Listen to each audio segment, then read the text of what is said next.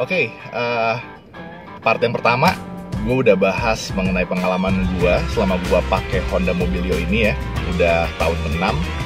Dan sekarang gue pengen sharing experience gue selama nyetir mobil ini.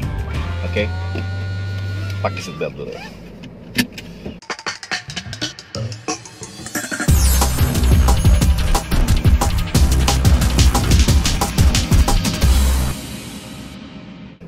Bismillahirrahmanirrahim. Masukin gigi 1. Let's go. Yap, ini tuh mobil Honda Mobilio 2014 tipe E yang manual. Nah, jadi mungkin kalau lo pengen beli mobil ini ya, bisa gua sampein experience-nya gimana sih nyetir mobil ini gitu. Oke, untuk mobil manual ini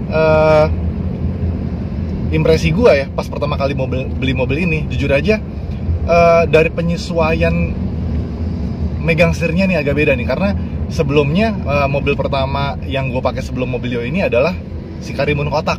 Nah, entah gimana, mungkin karena udah biasa pakai setelan si Karimun kotak itu ya, pas gue pertama kali naik mobil ini, pas nyetir tuh agak gimana ya, butuh penyesuaian banget buat si pengaturan kursinya, maju mundurnya gitu ya posisinya, biar genggaman setirnya tuh enak gitu. Itu agak sempet susah gue dapetin posisi yang pewek buat nyetir mobil ini gitu. Tinggi gue anyway 179 cm. Terus apa namanya, sampai saat gue udah terbiasa ya, barulah akhirnya dapetin setelan yang pas gitu untuk nyetir. Tapi tetap aja sih, ini perasaan gue doang atau gimana, posisi nyetir ya untuk awal-awal gue punya mobil ini jujur lebih nyaman si Karimun itu, lebih relax gitu, lebih pas gitu di tangan, apa namanya, posisi berkendaranya dari pegang setirnya sampai duduknya. Kalau ini tuh bangku gue harus agak mundur gitu, tapi si setirnya ini walaupun bangku gue udah mundur, setirnya ini nih berasa apa ya, gue ngerasa agak terlalu maju, terlalu deket ke sini gitu ke si pengemudinya, makanya bangkunya harus gue agak mundurin banget gitu. Efeknya yang gue rasain ya, jarak dari setir sampai ujung apa namanya, ujung dashboard itu berasa agak jauh gitu. Nah, ditambah dari ujung wiper sampai dengan ujung kap mesin, itu kap mesinnya nggak kelihatan sama sekali gitu ya. Jadi ya udah, yang lo lihat nih kalau lo ngeliat ke depan, ya udah cuman kelihatan wipernya aja gitu. Ujung depan, ujung kiri, ujung kanan itu kap mesinnya sama sekali nggak kelihatan. Sampai dongak-dongak begini pun ya sama juga nggak kelihatan gitu. Jadi feeling lo harus bener-bener akan diasah gitu kan naik mobil ini. Tapi setelah terbiasa gitu ya, ya gue ngerasain mobil ini jadi agak berasa gede, walaupun sebenarnya nggak gede-gede banget lah ya di mobil. Ya sedang lah sebenarnya, cuman perasaannya aja mungkin karena pengaturan posisi duduk gue yang kayak begini gitu, jadi berasa jauh gitu kan. Nah, untuk kacanya ini dengan posisi duduk gue yang begini, ya oke lah, mudah memonitor bagian depannya, feelingnya juga enak. Bagian kiri, tengah, depan dan kanan itu juga walaupun sekali lagi kap mesinnya nggak kelihatan sama sekali, cuman ya udah enak-enak aja nyetirnya ya. Apalagi mungkin karena gue udah terbiasa juga naik mobil ini gitu ya. Terus spionnya, spion kanan, spion kirinya ini gue suka, dari segi bentuknya gue suka, dan dari segi apa ya, gedenya kacanya juga pas gitu, nggak kegedean nggak kekecilan. Cuman gue nggak ngerti nih, si spion kanannya ini nggak bisa dibuka lebih ke samping lagi gitu, lebih ngebuka lebih apa, biar dia lebih keluar lagi sudutnya tuh nggak bisa gitu. Jadi dia mentok, apa namanya, sudut kemiringannya kurang keluar sih kalau menurut gue. Kalau untuk spion kirinya sih no issue. Terus untuk spion tengahnya ini ukurannya juga nggak begitu gede, agak kecil sebenarnya kalau menurut gue. Cuman daya jangkau untuk ngelihat ke belakangnya enak. Apalagi kalau bangku baris ketiganya dilipat, nah itu enak banget tuh monitor bagian belakangnya. Nah, terus untuk per, nah tuh pas banget nih, ada lubang dikit. Untuk per keras, kalau misalnya lagi nyetir sendiri atau cuman diisi berdua itu keras. Tapi enaknya kalau lagi nyetir sendiri, kalau kita lagi agak buru-buru dan lagi agak manuver, ya jadi mobil ini nggak limbung gitu, nggak berasa limbung. Dan mobil ini baru terasa enak suspensinya kalau misalnya diisi rame-rame gitu ya, kita berlima, 5 orang dewasa gitu, atau mungkin pas lagi bawa barang, nah itu baru berasa tuh. Nah, terus untuk setir, nah ini setirnya palang 3, Dan apa namanya ya, dia diameternya sih menurut gua pas, dan digenggamnya juga enak gitu. Si batang kemudinya enak. Dia tuh kayak ada tonjolan di sisi sininya nih, yang ngebikin tuh dia bisa nge-support bagian tangan kita yang sini, jadi nggak pegal gitu. Digenggamnya mantap banget. Dan si setir ini nggak licin. Jadi walaupun udah berjam-jam nyetir, waktu itu gue pernah kayak dari Jakarta ke Jogja gitu, gue bawa Jogja Jakarta, nggak apa ya, nggak licin setirnya, nggak keringat kita tuh nggak ketinggalan di setirnya. Jadi setirnya tetap enak digenggam, tetap keset gitu, nggak licin. Di samping tadi ya, diameternya untuk digenggamnya enak. Terus berat setirnya nih kalau dibuat dibelok-belokin itu juga pas, nggak keentengan, nggak keberatan juga. Menurut gue ya enak sih setirnya. Terus untuk road noise, nah ini kalau misalnya nggak lagi denger musik, itu road noise-nya masuk, apalagi kalau di tol ya. Itu nanti abis ini kita ke tol nih, kita OTW tol, road noise-nya masuk banget.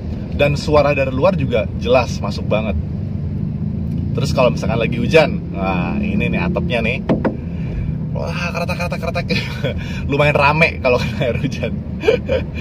Tapi nggak apa-apa, udah setel musik lo, udah enjoy sama mobil ini, udahlah, lo bakal abai sama hal-hal kayak gitu. Road noise, suara hujan, lo nggak bakal peduli, dan udah terbiasa juga kan.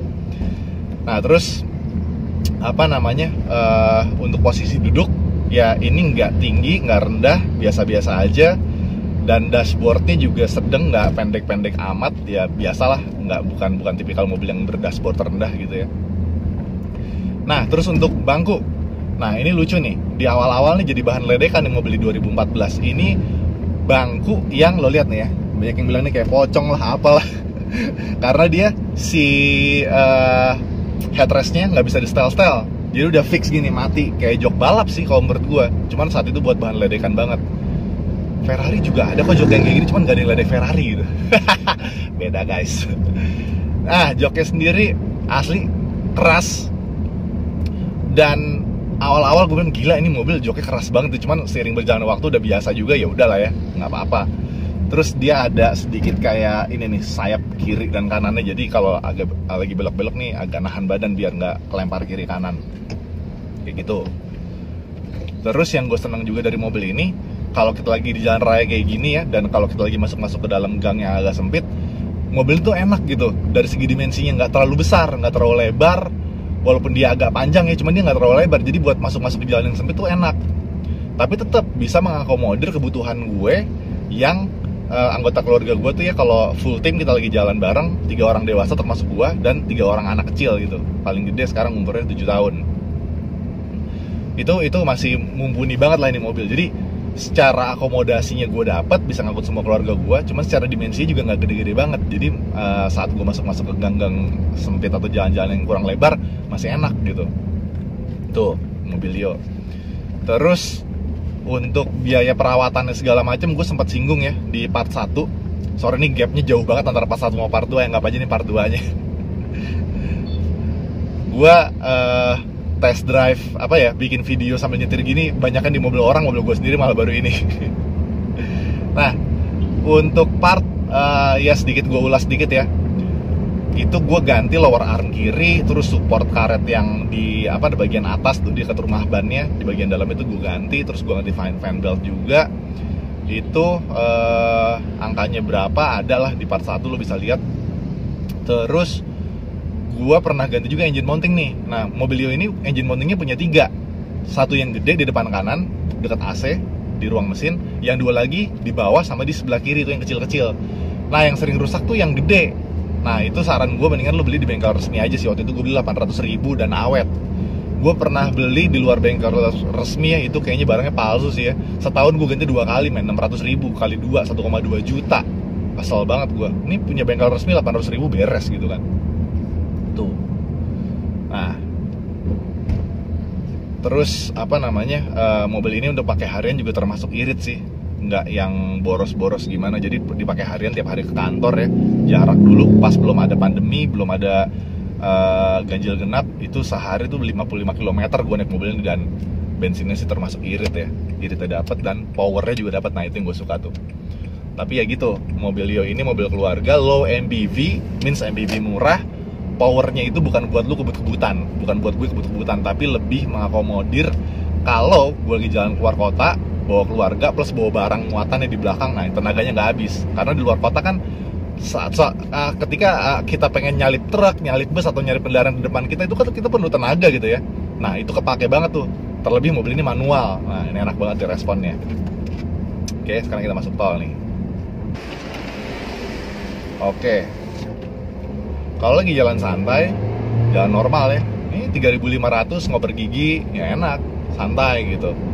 Dan gue juga pelajarin, setelah gue punya mobil Honda ini, gue pelajarin Honda itu ternyata karakter mesinnya main di putaran tengah atas gitu. Putaran bawahnya emang bisa dibilang payah gitu ya. Cuman itu untuk menghemat bahan bakar sih sepertinya. Karena si iVTEC-nya itu baru, kalau yang gue rasain ya, iVTEC-nya itu baru main di putaran 3.500-an ke atas. Baru tuh iVTEC-nya on, tenaganya baru masuk semua.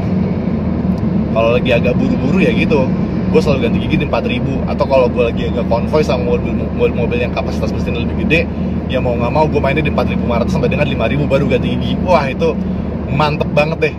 Jadi sampai dengan hari ini mungkin di kelasnya Mobilio ini adalah mobil low MPV dengan tenaga mesin yang terbesar gitu ya, 118 horsepower dan torsinya 145 Nm di atas kertas sih kayak gitu. Cuman ya gue pribadi sih senang sih dengan tenaganya, karena dengan harga segitu waktu itu 2014 sih gue beli mobil ini, gue bisa dapetin mesin L15Z1 yang dipakai di Honda City dan juga dipakai di Jazz GK5 yang saat itu juga baru launching ya. Betapa bangganya gue kan gitu. Dan ya tenaganya responsif, ditambah lagi mobil ini once again mobil manual, enak, dan kopling gue belum pernah rusak sih so far ya, alhamdulillah. Tapi kalau mau ganti kopling itu di bengkel resmi 5 juta infonya gitu. Untuk perbaikan rutin ke bengkel, ya gue udah cerita sama lo di part 1, gue pakai paket cermat, itu gue gratis 3 tahun ya. Maksudnya bukan gratis sih, gue bayar di depan gitu servisnya, itu 3 tahun. Dan selebihnya gue sempet 2-3 kali perpanjangan pakai paket cermat yang mini gitu, yang mengcover 2 kali perbaikan. Itu lumayan sih, lumayan berasa jadi hemat gitu kan. Harga spare part naik turun ya nggak ngaruh, gue sekali bayar di depan ya udah tinggal datang aja pakai sertifikatnya itu gitu, bawa paket cermat mininya. Nah sekarang udah nggak ada tuh paket cermat mininya karena kilometer gue udah lewat kan dari batas yang ditentukan. Lo bisa tanya sama dealer lo, sama orang dealer lo tanya. Dan alhasil ya udah sekarang gue jadi reguler, kalau ke bengkel ya gue harus bayar biaya yang reguler kayak gitu. Cuman sih rata-rata kalau gue datang ke bengkel tuh, kalau nggak salah inget ya, di luar paket cermat itu sekali datang habisnya 2 juta sampai 3 jutaan lah kayak gitu. Ini gue harus servis lagi ke bengkel nih, gue belum sempet aja. Mungkin dalam waktu dekat gue akan servis lagi di mobil. Nah sekarang gue pengen ngajak lo ngerasain nih tenaganya kayak gimana. Ini sekarang gue di gigi 4, shift down ke gigi 3. Oke.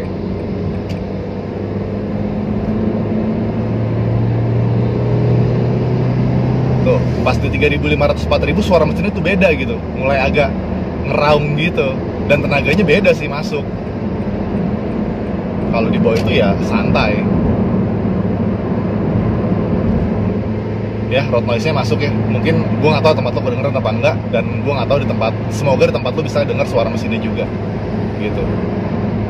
Terus kalau ada yang nanya gue, lo mobil lo manual, emang lo nggak capek di bawah harian? Ya jujur aja sih ya, kalau dipakai harian dibandingin mobil yang matic ya jauh lebih nyaman yang matic. Cuman karena gue suka nyetir orangnya, dan gue juga suka sensasi ngoper-ngoper kopling, jadi gue suka pakai mobil manual ini.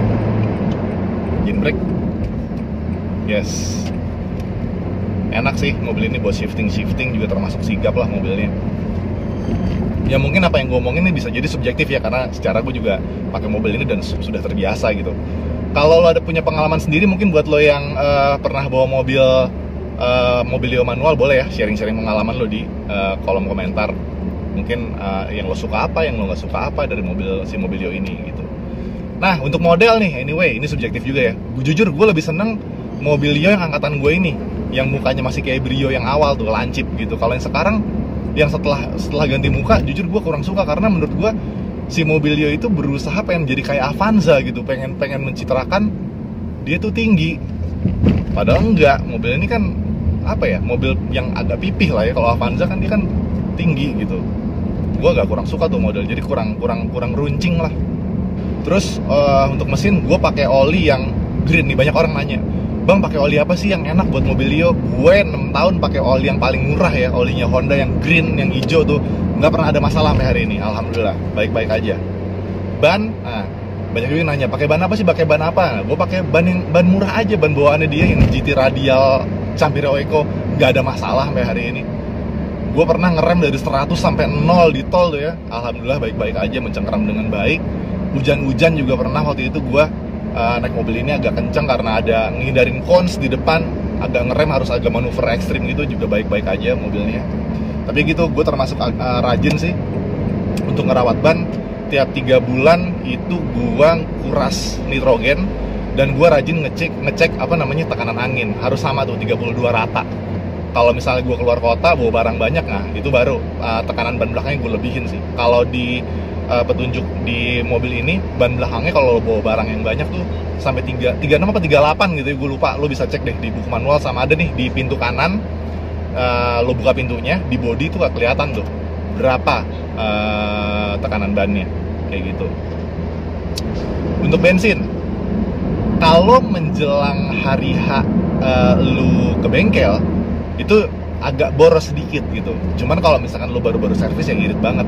Ya rata-rata sih ya kalau dalam kota dulu pas zaman-zaman belum pandemi itu bisa 111 lah kalau macet parah banget. Tapi kalau misalkan gue pakai luar kota dengan kecepatan gue 100 km per jam ya konstan, itu bisa 116, 118, believe it or not. Beneran. Gue selalu pakai bensin Pertamax. Gue pernah sekali pakai premium full tank waktu itu ya, baru 2 minggu gue punya mobil ini, asli tenaganya nggak enak banget men, asli nggak asik banget. Pertamax paling cocok. Gue pakai Shell, tenaganya kurang, tapi memang mesinnya jadi lebih halus suaranya. Gue pakai Total, mesinnya panas, nggak tahu panasnya ngeri banget. Gue pakai Total yang 92 ya, Shell tadi juga 92. Pakai Pertamax ini paling pas, tarikannya enteng, iritnya juga oke lah, dapet gitu. Tapi tenaganya mantep banget itu si Pertamax. Emang mobil ini mungkin lidahnya lidah lokal kali ya, dikasih minuman buatan Amerika atau buatan Perancis nggak cocok.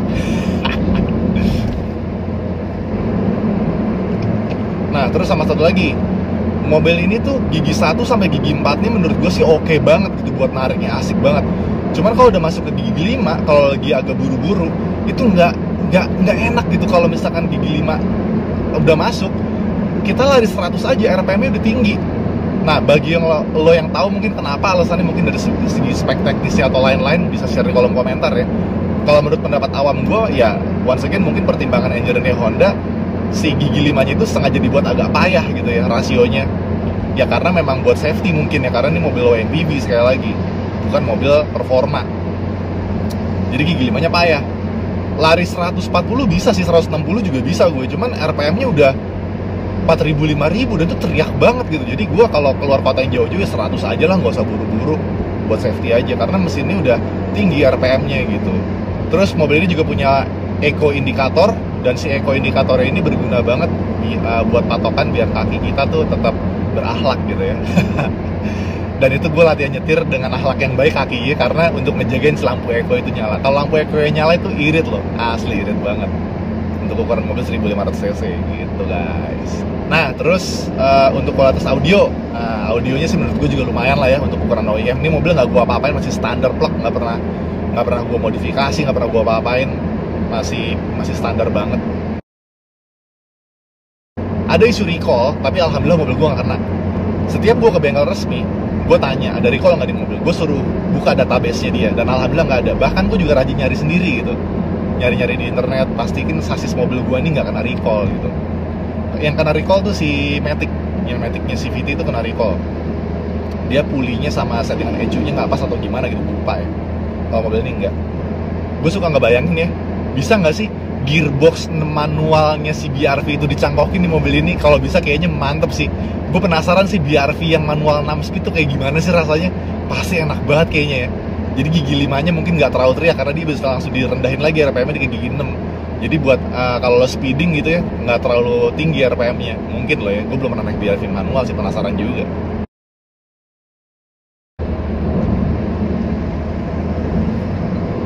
Gigi 4.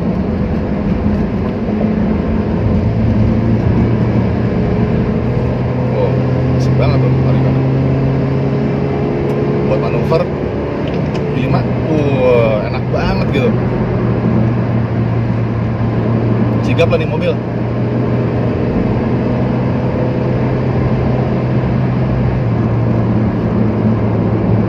Ini mesin masih bener-bener standar, gue nggak apa-apain, gue nggak pakai remap-remapan aja udah cukup banget lah untuk mobil keluarga low MPV. Performanya itu loh gue suka banget. Nanti mungkin gue akan bikin video lagi kalau habis servis ya, ini belum di servis ya. Tetap aja sih enak, makanya gue suka banget di mobil ini. Ya mungkin subjektif ya, kayak gitu. Jadi ya semoga video ini bisa jadi sedikit referensi buat lo, khususnya buat lo yang pengen beli Mobilio gitu ya, Mobilio 2014 tipe E yang manual khususnya. Oke, sampai sini dulu, nanti kita lanjut ya. Thanks for watching, gue Hari Nugroho, see ya.